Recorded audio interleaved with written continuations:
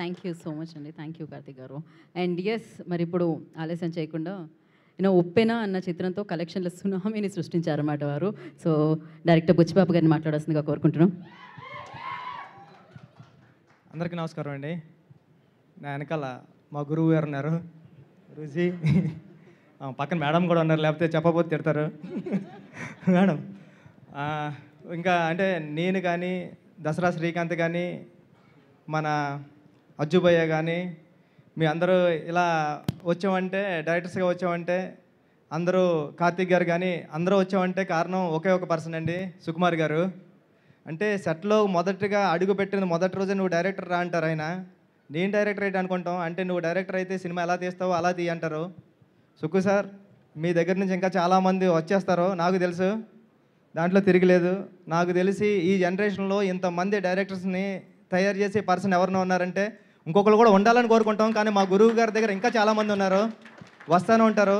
ఎప్పుడో గోవాలో ఉన్నప్పుడు చెప్పారు, ఒరే సుకుమార్ రైటింగ్స్ అని బ్యానర్ పెడతారనుకుంటున్నారా అని. అంటే అది ఇంత అవుతుంది, ఇంత పెద్దది అవుతుంది, సుక్కు సార్ నుంచి మేము ఎలా పడుతుంది, దాంట్లోంచి మేము పడతాం అన్నది ఎప్పుడు ఊహించలేదు Sukku sir. Thank you so much. Thank you sir. Music director Vijay మా కాకినాడే, సముద్రం పక్కన ఉంటున్నాడు కాబట్టి అంత మంచి మ్యూజిక్ వస్తుంది. ఇంకా పెద్ద మ్యూజిక్ డైరెక్టర్ అవ్వాలని, నేను కూడా వచ్చి సినిమా చేయాలని అడగాలని కోరుకుంటున్నా. నేను చెప్పడం మర్చిపోయాను, రెహమాన్ గారికి వినిపించే చూను ఇది. ఇంకా ఏం చెప్తాం, సుహాస్ ప్రతిసారి కొత్త సినిమా వస్తుంది, ఆల్ ది బెస్ట్. టీం అందరికీ ఆల్ ది బెస్ట్ అండి. అజ్జుబాయ్ గురించి చెప్పాలి. అర్జున్, నేను సుక్కు సార్ దగ్గర వర్క్ చేసినప్పటి నుంచి నువ్వు నాకు తెలుసు. అంటే నేను మొట్టమొదటిసారిగా క్లాప్ బోర్డ్లో నాకు రాయడం దగ్గర నుంచి ఎడిటింగ్ బుక్లో ఎడిటింగ్ రాయడం నేర్పింది అర్జున్ అనే. నేను మానిటర్ చూస్తున్నా, ఆర్టిస్టులు ఎలా చేస్తారో ఒకసారి చూద్దామని వస్తుంటే డెప్మే కొట్టాడు నన్ను. కొట్టి నువ్వు ఇంకెక్కడ రావడానికి టైం ఉందిరా, నువ్వు అర్జెంట్గా వెళ్ళి ముందు వర్కులు చేయన్నాడు. అర్జున్, నువ్వు కొట్టింది నాకు గుర్తుంది.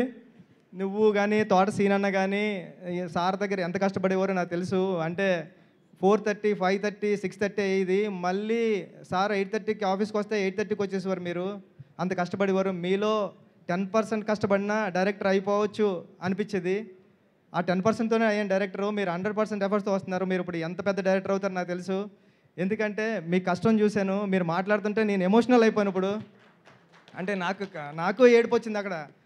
అంత అంటే మీరు ఎక్కడో బెంగళూరు నుంచి వచ్చి ఇక్కడ సుక్కు సార్ దగ్గర జాయిన్ అవ్వి ఇప్పుడు ఇక్కడ వరకు రీచ్ అయ్యారు. ఈ సినిమా పెద్ద హిట్ అవ్వాలని మనస్ఫూర్తిగా కోరుకుంటున్నానండి. థ్యాంక్ యూ సో మచ్ అండి.